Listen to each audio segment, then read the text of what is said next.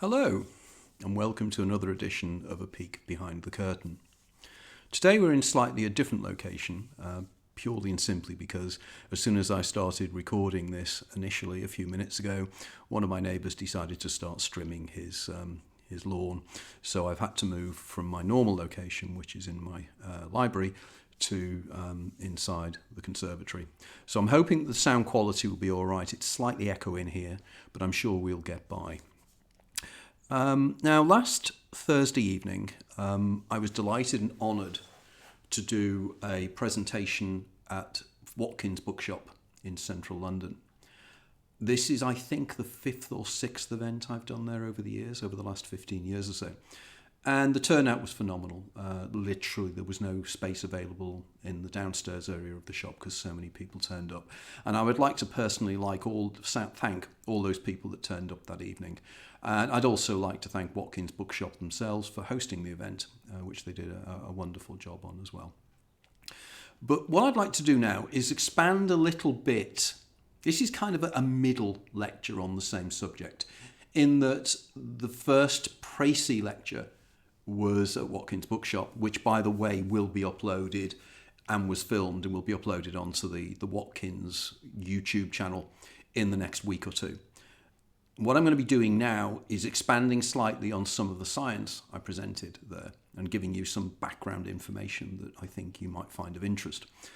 And then I will be doing a much broader 2.5 hour version of this during my series of talks, lectures and workshops and panels at this summer, at the end of May, beginning of June, the weekend of the end of the May, beginning of June in Southern California at Contact in the Desert.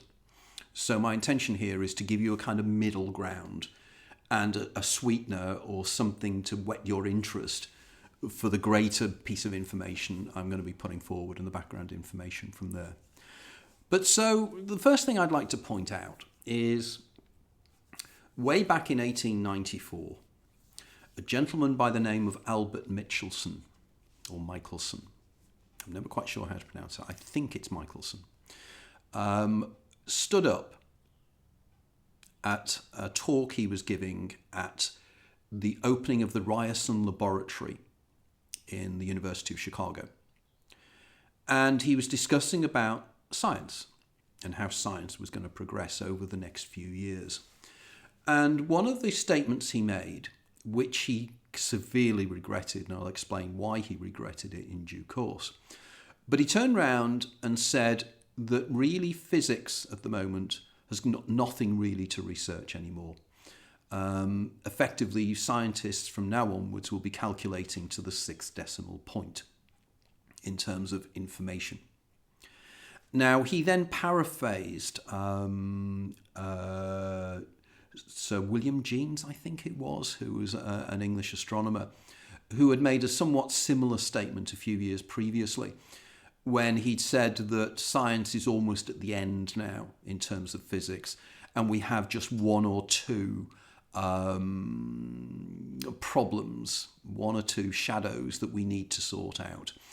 And Jeans cited, for example, black body radiation and something called the photoelectric effect. Now, I won't go into detail on what these are, but I may go into greater detail when I do a talk in America.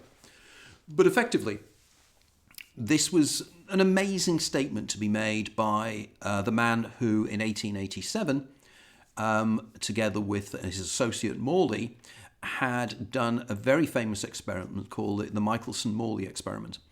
And in this, they proved categorically that the luminiferous ether, that is the hypothetical substance that filled space, didn't exist.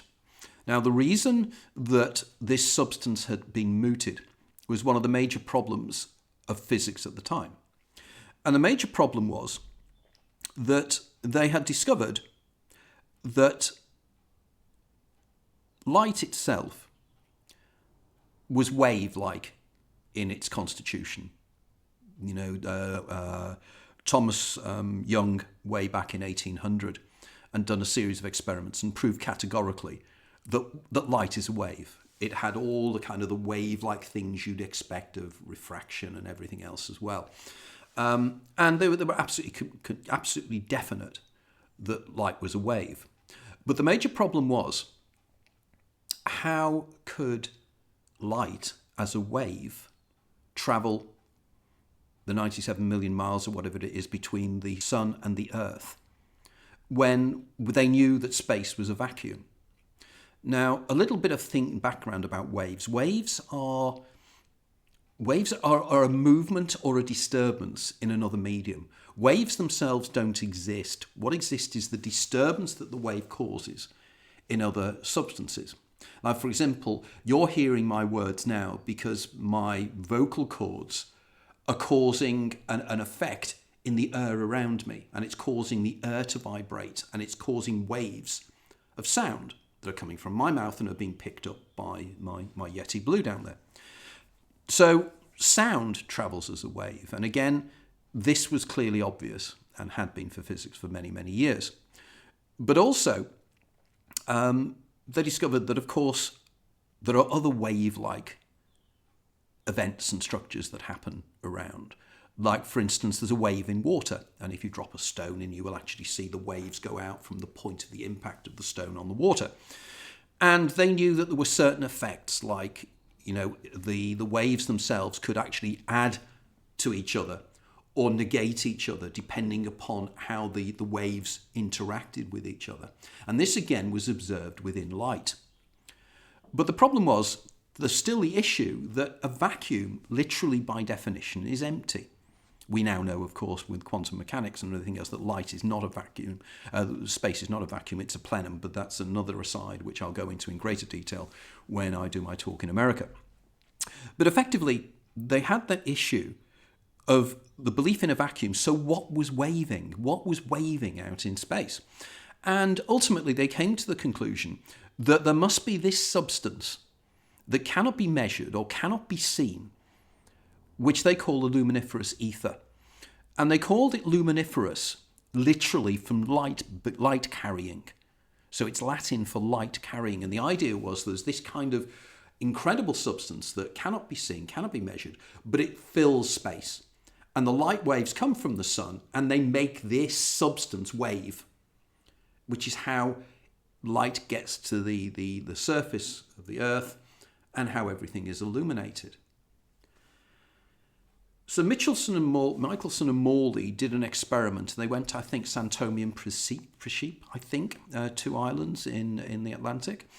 And they measured a very clever experiment using an interferometer where they were able to measure, as the Earth moved through space, whether there was any, because effectively there would be a drag. As Earth moved through this luminiferous ether, there would be a drag effect, like you do when you're swimming through water. The water drags you back. Whereas behind you, there would be less drag. And they found, much to their surprise, that there wasn't any luminiferous ether. And this astonished them. So it is extraordinary that in 1894, 7 years later, Michelson was standing up making these claims that science had got all the answers, and yet he directly had been involved in a mystery that he couldn't explain. Now, this is hubris writ loud, because it's the idea that we actually know things. The idea is, and it's very much what modern science does, all science has done, that there are certain individuals that believe that there are the black swans and the white crows out there that don't fit in with the scientific theories, but they're just ignored. They're just put to a side. They're just pretending that they don't exist. And this is effectively what Michelson was doing in his speech. Little was he to know that in 1900, a German physicist by the name of Max Planck, or Planck, depending on whether you want to say it in the German way or not, stood up in front of an audience in Berlin. Christmas 1900, he made this speech. And it's interesting that Planck had been employed by the German government to try and make light bulbs more effective. The The Germans were falling behind the British and the Americans in the development of light bulbs. And the Germans felt as a very highly technological nation. And of course, at that time, historically, there was a good deal of rivalry between the great powers. And they wanted to be able to develop their own light bulbs and make them more effective. But in order to do so, you had to understand how energy worked. You had to understand how energy dissipated, how energy flowed, as it were. Now, up until then, it was concluded that energy was like water flowing. Electricity flowed, energy flowed. So, it was a continual flow.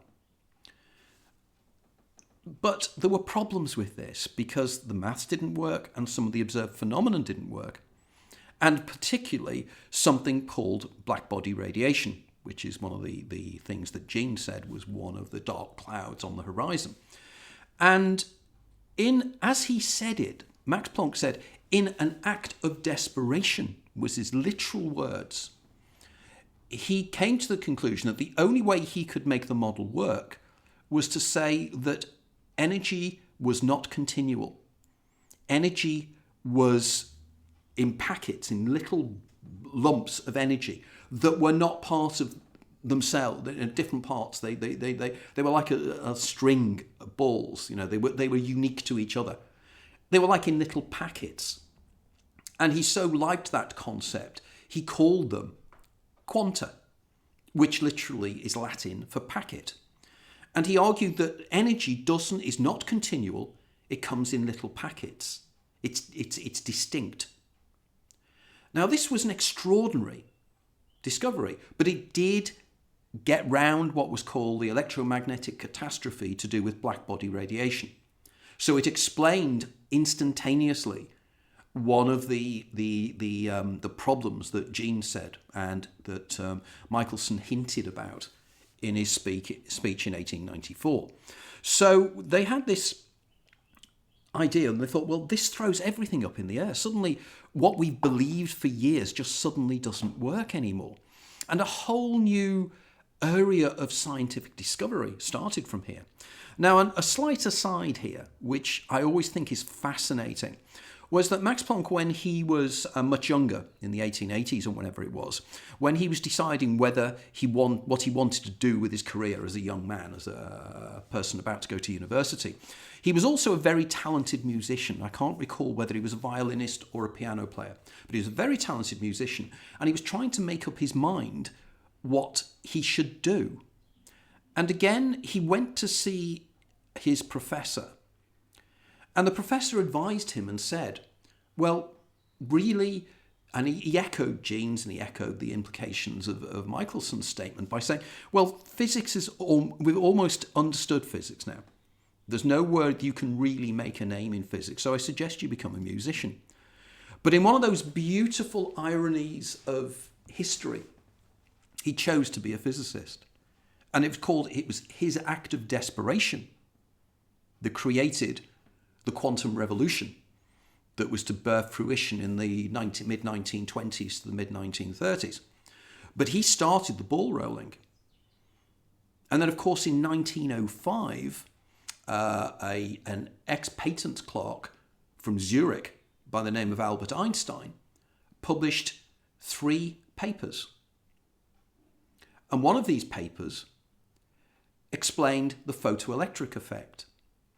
And in doing so, he also managed to explain the mystery or the non-existence of the luminiferous ether and how it is that light can travel the vacuum between of interstellar or interplanetary space.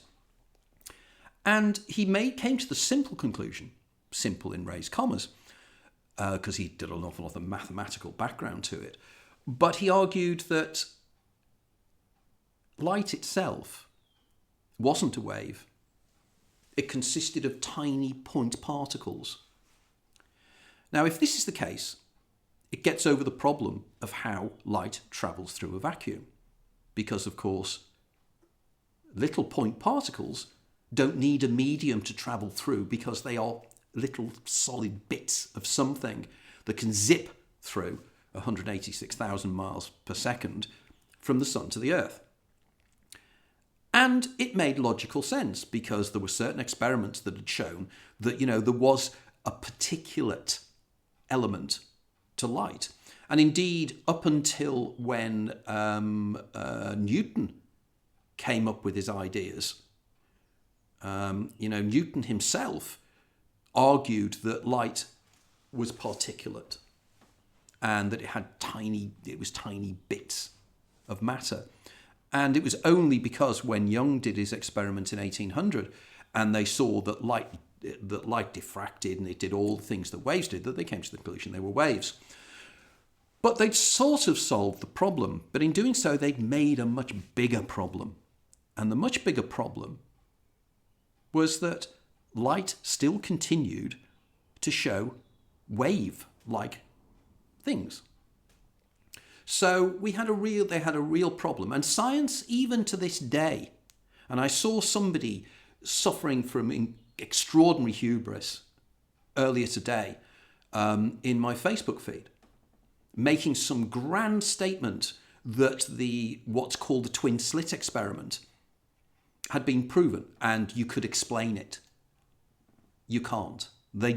Nobody knows. And I did suggest to this person and message them and turned around and said, if you genuinely believe that you have solved the twin slit, what's called wave-particle duality, you should actually apply for your Nobel Prize for Physics because nobody else has managed to do so. So if I were you, I would do so. But people glibly pretend that, there isn't a problem with wave-particle duality. Any particle physicist and any quantum physicist and anybody interested in quantum mechanics knows that it is a huge problem. There isn't an answer. Even Brian Cox will argue that there is no real answer to this until we think that there are a deeper level of reality. There is something else.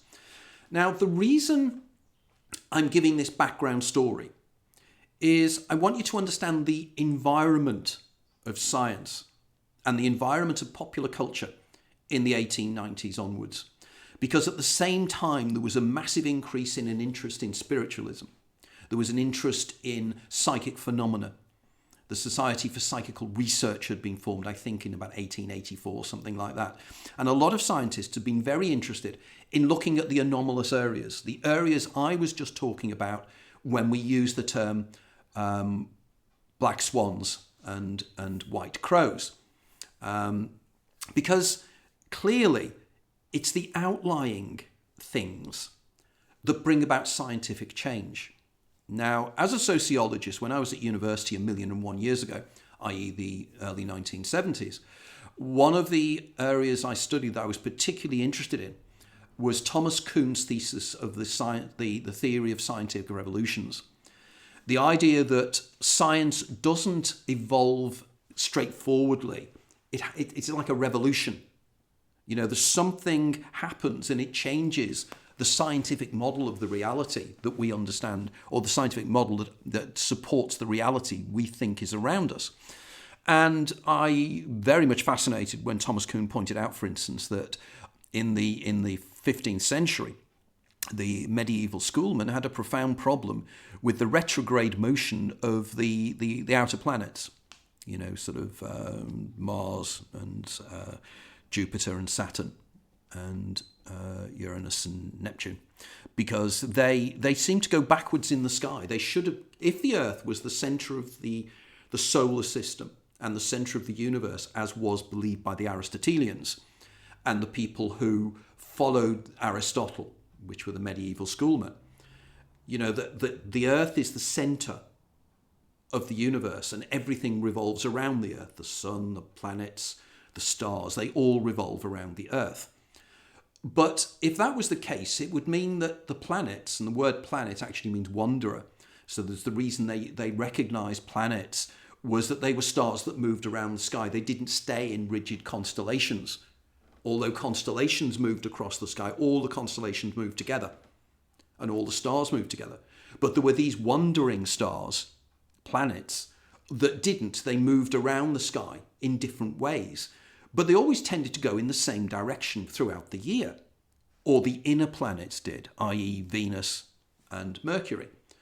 But the outer planets didn't. They would go in what was called retrograde motion, where they'd go back on themselves. They'd be travelling across the sky over a period of months, and then suddenly they would go backwards. And the medieval schoolmen came up with this incredibly complex model of science, which they called epicycles. And epicycles were there to calculate mathematically why certain planets moved backwards in the sky.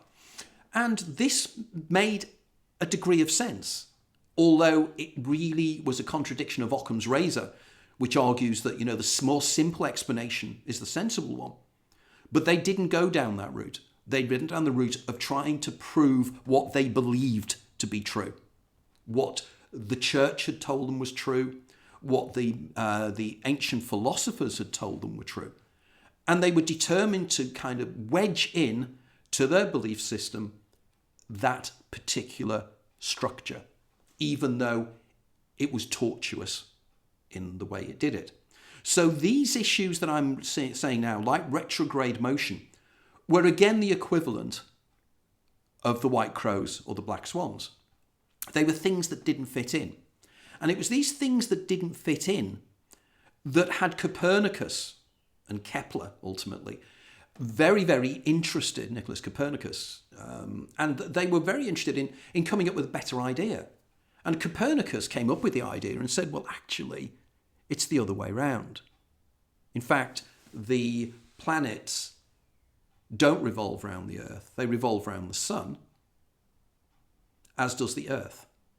And the moon revolves around the Earth. Suddenly, the epicycles had been solved.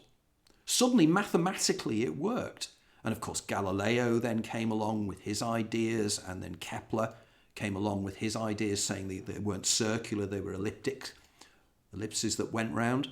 But effectively, because there were certain things that still couldn't work with circular orbits, and that's why Kepler came along and actually tweaked the information to say that no, and then it suddenly worked when they were ellipses, they were slightly elongated. Now, this is exactly what was taking place in the 1890s in European science. There were these things that didn't fit. There were things that didn't make sense. And I'd argue that we're in a similar position now.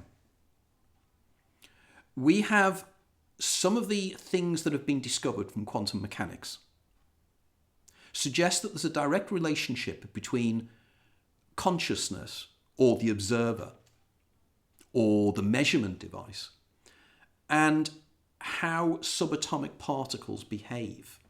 And going back to the wave-particle duality mystery, something called the twin slit experiment or the double slit experiment has shown that until they are measured or observed or perceived, subatomic particles, and by this we mean all subatomic particles, but initially the experiment was done using light and photons, which many years after Einstein came up with his 1905 paper, somebody else came along and said these little point particles should be called photons.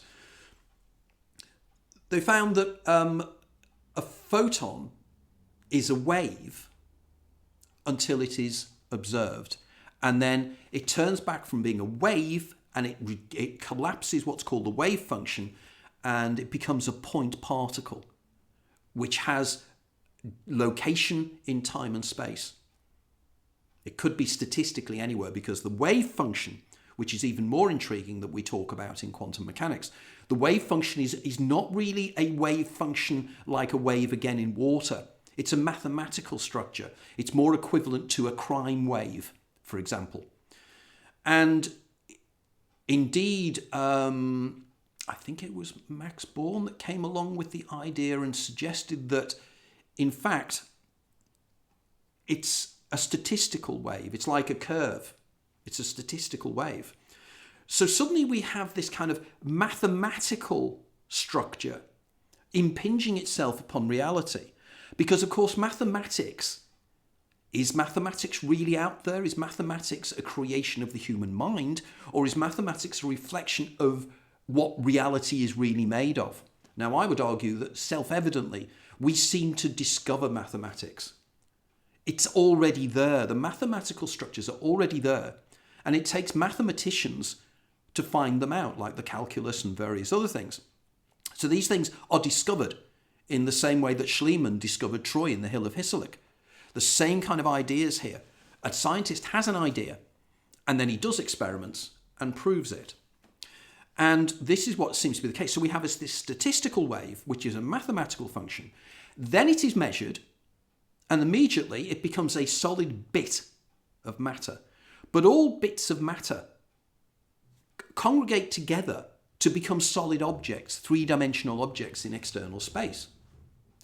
But as I've mentioned many times in my interviews, they're 99.9999999999996 empty space. Well, in the hydrogen atom they are anyway. So what does this really mean?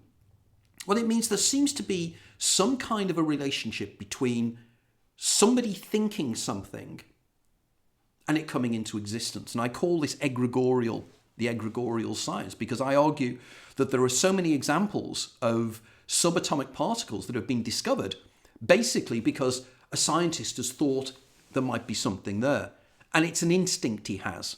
Again, I cite back to Max Planck's act of desperation. I believe that in many ways, Max Planck's act of desperation and coming up with the idea of quanta actually brought about the quantum revolution.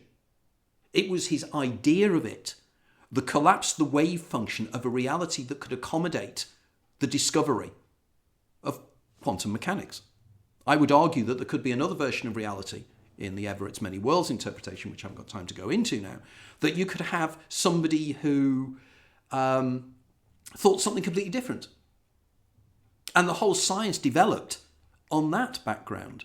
And as an example, I give this, there was a guy called I. Raby, who was a Nobel Prize winning physicist. And when he discovered the muon, which is another flavour of subatomic particles, another type of subatomic particle, when they discovered it in the laboratory, his reaction was, who ordered that? The idea that somebody in some way had thought about the muon and it had spontaneously occurred, like there was a knock on the door and somebody was delivering a pizza. So to me, and there's so much evidence of this time and time again, where scientists don't actually rationalize their way into an understanding of how the universe works. Something else makes them come to the conclusion. I mean, the famous example of Kekulé when he discovered the ring structure of benzene. Kekulé they couldn't understand how it worked chemically, the atoms of benzene, until Kekulé was literally in a hypnagogic state. He was in a sort of sleep-awake state, looking at a burning fire. And while he was there, he went into a dream state, and he saw a ring. And he realised that benzene was ring-shaped. He didn't scientifically come to that conclusion. There was something inside of him that created this. And this is my argument again, where I argue what I call my concept of the Damon-Eidalon dyad, which is the idea that we have within ourselves something that is far more intelligent than us and has a far broader experience and knowledge. But that's not the subject of what I'm talking about now. So what we then had to realise is something more intriguing then. Because if science develops in the way it does, we're not at the end of science yet. We have now so many black swans. We know that quantum mechanics now is like almost a Heath Robinson invention. As Albert Einstein himself said, there must be a point where quantum mechanics can't explain things, and there's a deeper level of reality where everything makes sense again. So, we have this reality which makes sense and is consistent. Then we have the world of subatomic particles, which is just crazy. And as Richard Feynman said, if you ever try to understand quantum mechanics, just don't, because you won't be able to understand it. It is irrational and it doesn't make any sense, but it works. And he argued that, there's something called the hidden variables, which is underneath that, where sense comes back again.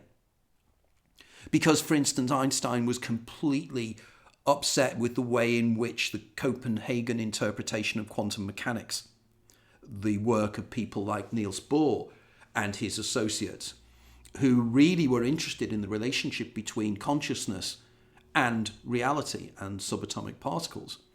And Einstein once glibly turned round to Bohr in a conversation and said, I don't believe the moon isn't there when I don't look at it. But anybody who knows modern quantum mechanics will know that the very thought experiments that Einstein put up to argue against Niels Bohr and his associates, in fact, came up with an argument and proved that, in fact, technically the moon is not there when you don't look at it. We know now there's things like superposition, there's quantum leaping, there's various other things that really don't make any rational, logical sense. So there seems to be, we've built this huge model, explanatory model, that is flawed in that it doesn't make total sense. And again, going back to the idea of mathematics being the ultimate truth, I think we only have to look at the issue of mathematics here. Because, and if anybody's out there, correct me if I'm wrong on this, but as I understand it, if you plug in the formulae for the very large objects, that is Einstein and relativity, and then you plug those formulae from the very big to the very small, which is quantum mechanics, you get infinities. The maths don't work.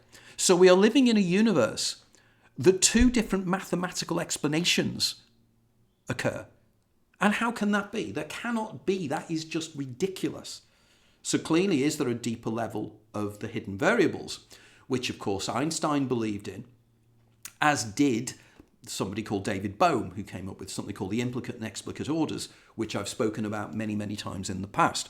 So now we have this issue where we're facing the same thing. And this is where I now come to the major point of this discussion, this presentation, this monologue. And it's to do with near-death experiences. The features of my latest book here. Okay. Now, the reason I wrote this book was that I'm not fed up with, because that's not true, because it's very interesting. But every single book you read on near-death experiences, with few exceptions, is literally a litany of it happened to me.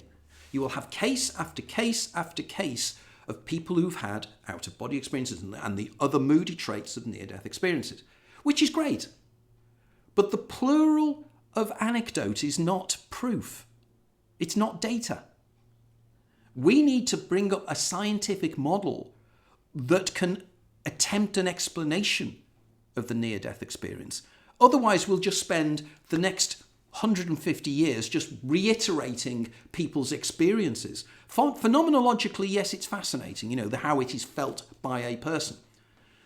But we'll never actually prove it because it is a profoundly subjective experience. And I see book after book after book written about near-death experiences saying, oh, definitely it proves life after death. Well, not really, because they are culturally based. In the book, I go into the anthropology of the background of the phenomenon, and I link that to the experiential. And although there are certain things that are the same within some cultures, some of them are phenomenally different. And again, I'll be discussing this in detail at another workshop I'm going to be doing at Contact in the Desert, where I'll be digging deeper into this subject. Because we've got to realise that it's a cultural fact. It's something that is based, it's a sociological phenomenon as much as it is an objective phenomenon. Because people anticipate it in a similar way to alien abductions are. And indeed, in my book, I give a lot of parallels between alien abductions and near-death experiences. There are many, many similarities, which again, I'll be touching upon in the talk in Contact in the Desert. So the issue now, we have to understand exactly what we mean and what is the scientific background to the near-death experience. Now, over the years, we've had near-death experiences, but in recent years, we have tools now where we can measure brain activity under extreme circumstances. Now, way back in 1994, there was something called the bispectral index monitor, which was used by surgeons because they wanted to know how deep the anaesthetic was putting somebody when they were operating on them. They didn't want the person to be aware while they were being operated on because they might feel pain. Well, they will feel pain. So they wanted to make sure at all times they were monitoring the depth of the person's coma in raised commas. I think it's called the Glasgow scale, which is what they used. And it's a digital thing which tells you how deep somebody's coma is. Now, this was very, very useful. But the problem with it was that it could measure at the time what was going on, but it couldn't be subsequently recorded. In other words, it could only do live things. Okay. But there were still a number of things that were noticed. And in 2005, there was a guy called Gambrel who was doing research in this and discovered something extraordinary, where there was an elderly lady, a 79-year-old lady, approaching death, was going to die. And they had an EEG machine. So it measured, the EEG signals measured on the surface of the skull. And they noticed that as she approached death, there was a big spike. There was more brain activities as she was approaching death. And this intrigued them. Now, at that time, I think it's something called a 2010 thing, whereby you have electrodes on the surface of the brain, and they're located in certain places. And what it does is it measures electrical activity on the cerebral cortex, that is the outer rind of the brain. But what they can't do is measure what's going on in deep areas of the brain, but they can measure what's going on the surface. And over the years, they've used these, and together with the invention of something called a SED-line root device, which again is a more sophisticated version of a bispectral index monitor, they found with this that they could actually record what was going on. So they had a subsequent record. And there was a researcher in Washington State, who's now based in Washington, D.C., called Lakmir Chawla. And him and his team worked with 7 cases using this SED-line monitor for people who were approaching death. And much to their astonishment, they found that brain activity increased as death approached. And in certain cases, brain activity actually continued, sometimes 30 to 180 seconds after cardiac arrest, if the person sadly died. Now, the problem is that there is, clearly you cannot morally take somebody, put a SED-line device on them or an EEG or whatever, and then kill them and see what happens in the brain. That is just morally abhorrent. But you can do it with animals. And in 2013, a young Japanese-American researcher called Jimo Borjigin did an experiment. And they wanted to know about the level of awareness and potential cruelty that would be going on with laboratory rats. So they wanted to know how aware laboratory rats were when they were being euthanized or when they were being experimented upon. So they did a test whereby they measured the brain activity of a certain type of rat when it was awake, when it was anaesthetized, and when it was suffering cardiac arrest. And the idea was to understand which parts of the brain fired up, whether the rat was aware, and what the brain was doing. And much to their absolute astonishment, they discovered that something happened at the point of death of the dying rats, where gamma activity in the brain. This is the vibrational state of the brain waves, which is very, very intense. Kicked off, it became massive. Now, people who study the neurology of the brain know that gamma waves are the ones that really take place when you're dreaming, when the brain is very active, when it is hallucinating. So these rats, as they died, were in a hallucinatory state. Now, what is most important here is that Jimo Borjigin, her work, unlike using the SED-line and the 2010 things on the surface of the skull, they implanted deep into the brains of these rats measuring devices. So this is kind of deep brain activity. So this is extraordinary. So they were able to do this. And she came to the conclusion that something else strange happened, because they had initially the brain activity taking place after the rats had died. Get this is after the rats had died. But something else was measured. It's called coherence. It's when the brain seems to be getting in sync, as if all areas of the brain start to work together. Now, I'd argue that this is because the brain at the point of death is working non-locally. It's not the communication to the brain is not happening neuronally. It's happening through what is known as the glial network within the brain. And I argue that communication works on quantum physics methods, which means that areas of the brain can communicate almost instantaneously. But the coherence happens. So whatever is happening, you'd think that as the rats were dying and had died, that the brain would come into a much more state of disorder. You know, the idea of entropy, the increase of disorder, because the brain is dead. But the rats were showing brain activity. They were experiencing something. Now, this should have been worldwide news. You know, it should have been headlines. It wasn't. And it wasn't for a very good reason, because it questions the general belief of life and death, where life ends, where death starts. And it has implications for the near-death experience, because it suggests that the near-death experience is actually a physical thing that takes place. Now, Chawla, the guy that I was mentioning earlier, became so fascinated by this and the discoveries of Jumio Borjigin that he did work with 35 patients, and he was able to measure their brain activity when they were approaching death. And he came up with a concept that he calls end-of-life EEG surges, or ELES. And they've discovered now that these things can run for up to 200 seconds. And many of the patients, 13 of them, of the 35, their brains were completely active after they had died, or during the approach to death and around the death point, as if they were fully conscious. But they can't be. They can't be fully conscious, but the brain is. So the first question has to be, what is conscious?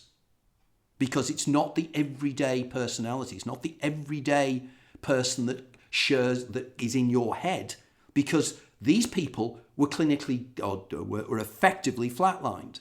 But something was thinking in their head. Something was stimulating the neurons or whatever to be heavily activated. Now, here as an aside is something that may astonish you, but again, it's not generally talked about, is that as we say, we can measure the brain activity. And somebody a few years ago, had while they had EEG scans on them or whatever it was, fMRI, I can't remember what it was now, but they went into a dream state and they dreamt they were playing tennis. So they got the traces and what the brain activity is like when somebody is playing tennis.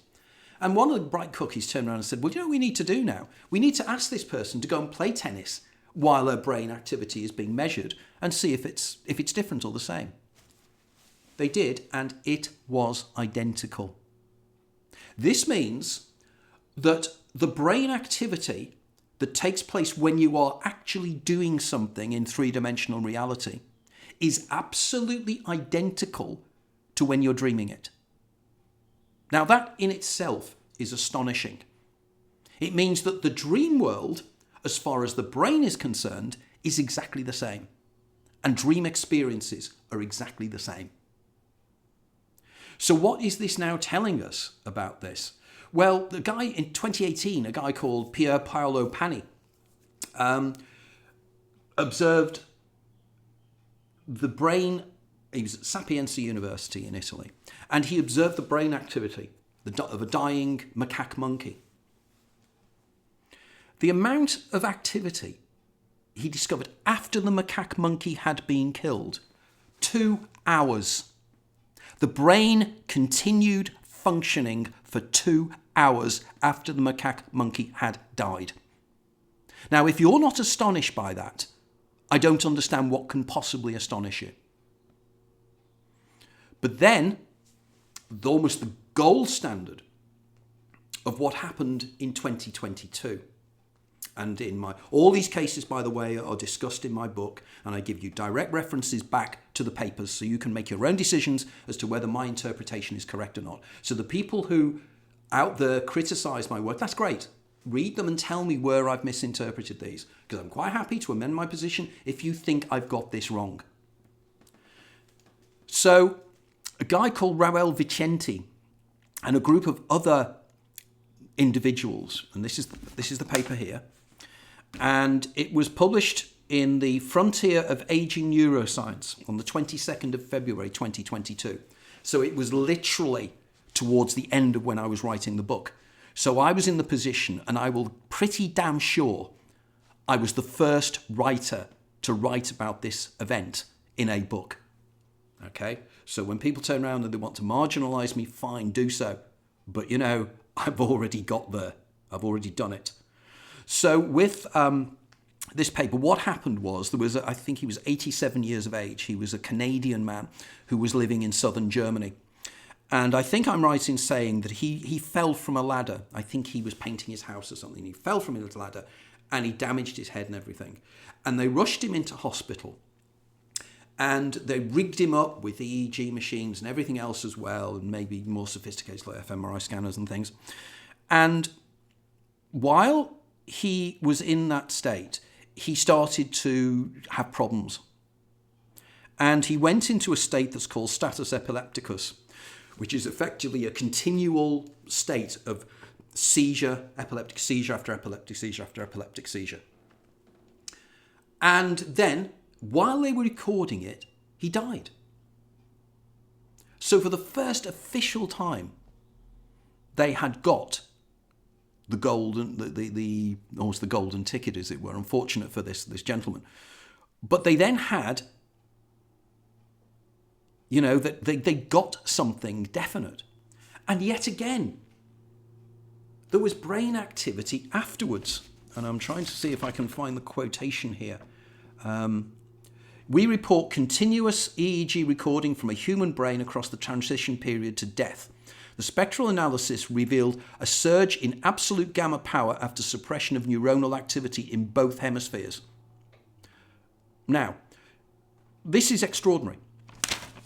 And as they cite, this is the real evidence of Bourgigin's rats.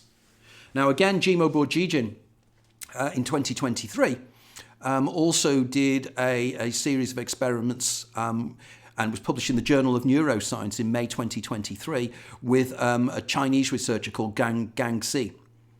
And in this, again, they found some fascinating facts about dream states at the point of death. And what was particularly interesting was the area of the brain that seemed to be more lively than any other areas was the temporoparietal occipital, TPO junction, which is the overlap behind the ears of three areas of the brain. Now, to me, this is extraordinary because, again, to me, I've been writing about this subject for 2 decades.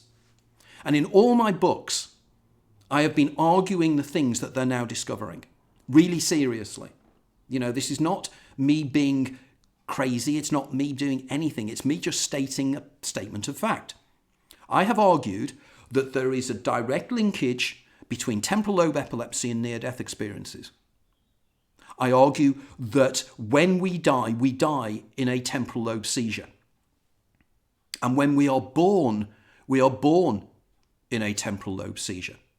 So as a very, very famous, and it's the quotation I put in my first book by a guy called Edmond Goncourt, who was a French poet in the 19th century who suffered severe temporal lobe epilepsy. And he turned around and said, life is a nothing between 2 seizures. Now, this is intriguing. So this is the idea that really it seems that the brain activity seems to kick off. Now, we know from research done with the similarities between near-death experiences, out-of-body experiences, and ketamine, the horse sedative that is used by a lot of people who go clubbing and things. Carl Janssen way back in the 1990s, noticed a similarity between the reports of people on ketamine and reports of near-death experiences. And he argued that this is to do with the fact that the ketamine reacts with the glutamate receptors in the brain. And what it effectively does, it inhibits the brain to do certain things.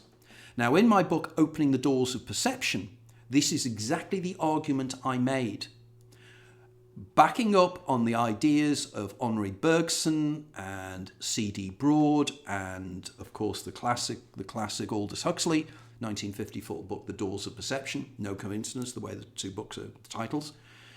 The brain acts as an attenuator. It is there to take information out. It is there to allow the proper consciousness to come through. It's like a gatekeeper. And what happens under certain neurological circumstances, people take dimethyltryptamine when they do various other things, that brain's ability to do that is stopped, or it's compromised. So the brain suddenly can't stop you perceiving the wider universe. And this is what I've argued in my books. I argue that, I call it the Huxleyan spectrum. And it's the idea that the doors of perception become wider and wider, involving certain neurological scenarios where people experience certain neurological things. And I say that classic migraine is in there. You move from classic migraine to temporal lobe epilepsy. Autism is in there. Alzheimer's is in there. Schizophrenia is in there. And all these things link. They make sense. They make sense in so many ways. Because it means that the brain, this is why individuals who experience temporal lobe epilepsy see the world in a different way. And of course, one of the major issues that links a lot of this stuff is the way in which there's a link between these experiences and déjà vu experiences. Within the prodrome, within the kind of sensations, the aura states that people have before they have a TLE seizure, one of the major typologies, one of the major clues to this is they have severe déjà vu experiences. Now, I'm not going into detail why déjà vu is so important, but for my overall cheating the ferryman hypothesis, it's absolutely central. So all these things can be linked in. All these things, modern science now is moving forward. We're now at a point where we need to start looking at exactly what David Chalmers called the hard problem of science. How does inanimate matter reacting with electricity and electrical fields in your brain create you, your hopes, your fears, your dreams? We have no idea how that does that. But if consciousness is a field which the brain attunes into, and I know I'm not using the analogy of a radio, but the idea that this is what is genuinely taking place here. It could explain so many things, like the research that's now been doing at Imperial College in London, the research that's being done now at Sussex College with Anil Seth. Some of the things they are discovering now with entheogens or mind-altering substances are extraordinary. For instance, I think it was Anil Seth's team, they had volunteers take psilocybin. And again, with brain monitors, EEGs and everything else as well. And they had people take psilocybin because they were expecting the psilocybin to actually break down the brain's abilities to communicate. It would make the brain like they believed until recently approaching death takes place. So the brain ceases to communicate, the brain starts to hallucinate and everything else. But the interesting thing is, the opposite happened, as exactly as I have predicted. What happens is the brain actually becomes more cohesive, it becomes more communicative, and it is a much more effective device. And in doing so, it manages to break through, and consciousness manages to break through to this broader reality. And this is why people, when they experience psilocybin, dimethyltryptamine, and 5-MeO-DMT, they experience another universe that they claim is more real than this one. And that's important. Now, I'd like to make then a final point, because I plan to do this for now, and this is exactly what we're running up to here. And this is of profound importance. If you read my book, and you read a lot of the papers that came out after Jimoh Bourjirjian's papers, both of them, you will find an awful lot of people who are massive supporters of the near-death experience as a kind of a transition into the afterlife. Really don't like Boyd-Geoghegan's discoveries, because it suggests that the near-death experience is basically an hallucination created by the dying brain. And in fact, in her get-out clause, Jimo Boyd-Geoghegan herself has stated that this isn't evidence of life after death. It's evidence that something strange happens to the brain around its death. Unlike the critics of Jimo Boyd-Geoghegan, I agree with her totally. I think this is exactly what it is. The brain is creating an hallucinatory state, or the brain is facilitating an hallucinatory state at death. But my difference is a huge one. And my difference, I think, between me and every single other researcher on the near-death experience. Near-death experiences are an hallucination. And they are brain-generated or brain-facilitated. But that does not invalidate the experience. It doesn't invalidate what is taking place. Because we have no idea what an hallucination is. We are starting to discover now that hallucinations effectively are consciousness accessing alternate realities. So therefore, that the brain is creating hallucinations does not allow Jimo Boyd-Geoghegan to just escape the idea that there could be life after death. Also, it doesn't invalidate the other experiences described of the great supporters of the whole I go to heaven and I see Jesus stuff, because they are related.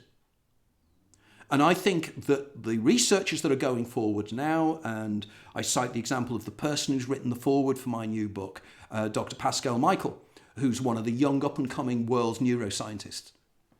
These neuroscientists, these young guys, they are not restricted. They are pushing the envelope out. They are pushing it out, and we are now at the point of the late 1890s.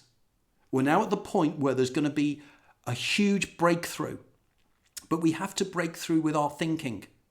We have to stop thinking in certain ways and saying, that can't happen because my science can't explain it. Your science can't explain it because we haven't got the tools to explain it yet. Just because you cannot explain telepathy doesn't mean it doesn't happen. As we know with some of the research that's doing now with people like Diane Hennessy Powell. We know these things happen. So we need to bring up models to explain the phenomenon, which is what science used to do, didn't it? Science literally observes and then sees things and says, how can we explain that? Instead of just dismissing it because your science can't explain it. In which case you're putting yourself in the position of the medieval schoolmen with their epicycles. Now, I genuinely believe that my work is of crucial importance here.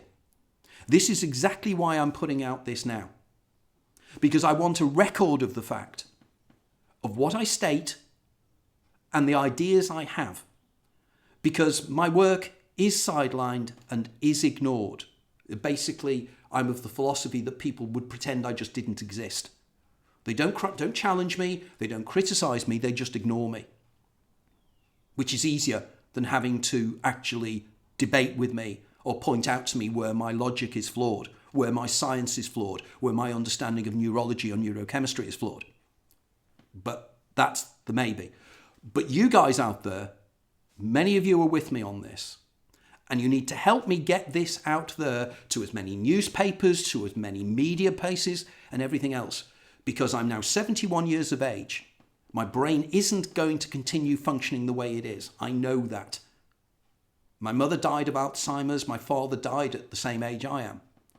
So I know that my genetics don't suggest that I'm going to be doing this for another 5-10 years.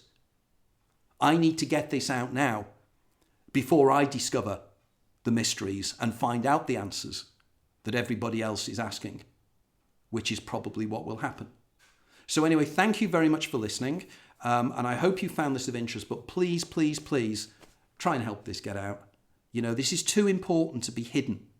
It really is. Okay, thank you very much for listening to a peek behind the curtain in a beautiful spring day here in West Sussex. And I hope you all have an enjoyable next few days. And thank you very much for listening in.